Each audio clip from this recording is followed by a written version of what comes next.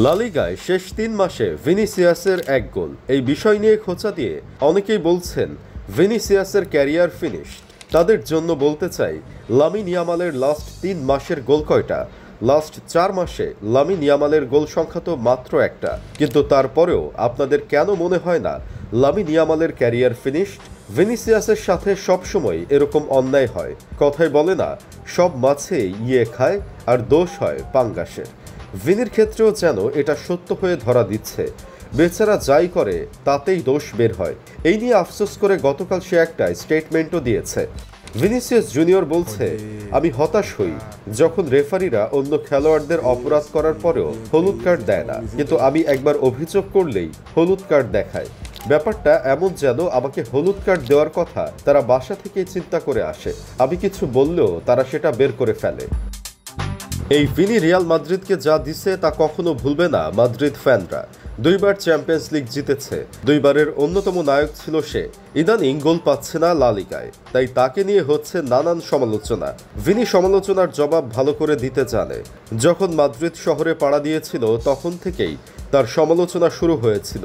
নানান ট্রল আর কথা শুনতে হয়েছিল সব ফ্যানবেস থেকে। ভিনি এসবের জবাব দিয়ে এসেছে, এখন তাকে নিয়ে আবার সমালোচনা শুরু হয়েছে। সমালোচকদের সমালোচনা করতে দেন, ভিনি আবার ফিরবে এবং জবাব দিবে। তবে ভিনি এখন বুঝতে পারছেন তার নিজেকে একটু শোধরাতে হবে। যেমন ভিনি নিজেই বলেন, আমাকে উন্নতি করতে হবে। আমি 24 বছর বয়সী এবং আমাকে এই বিষয়গুলো সমাধানের ক্ষেত্রে আরও পরিপক্ক হতে হবে। কার্ড পাওয়া, মেজাজ হারানো, এসবের ব্যাপারে যদি আমি এখন সচেতন না হই তাহলে আমাকে এর মাসুল দিতে হবে। ভিনি নিজেকে ব্যালন ডিওরের আলোচনা থেকে দূরে রাখতে চাইলেও ব্যালনের আলোচনা কোনোভাবেই তাকে ছাড়তে চাইছে না। এই যেমন গতকালও তার কাছে জানতে চাওয়া হয় কেন তিনি ব্যালন ডিওর অনুষ্ঠানে যাননি। তখন ভিনি বলেন, ব্যালন ডিওর আমার ক্লাব আমাকে গালায় না যেতে এবং মাদ্রিদেই থাকতে বলেছে। আমায় যা বলেছে তাই করেছি। এদিকে ভিনির সাবেক সতীর্থ করিম বেনজেমা তার ইনস্টাগ্রাম স্টোরিতে ভিনির ছবি দিয়ে লিখলেন, নাম্বার 1। ক্লাব ফুটবলের কথা হিসেব করেই নাম্বার 1 বলেছেন। এই দুইজন মিলে একটা ইতিহাস রচনা করেছিলেন। মাদ্রিদ ছাড়ার সময় বেনজেমা পেরেসকে কল দিয়ে বলেছিলেন, আমি মাদ্রিদ ছেড়ে যাচ্ছি কারণ আমাকে আর দরকার পড়বে না। ভিনি রদ্রিগো এখন দলের হাল ধরার জন্য প্রস্তুত আছে।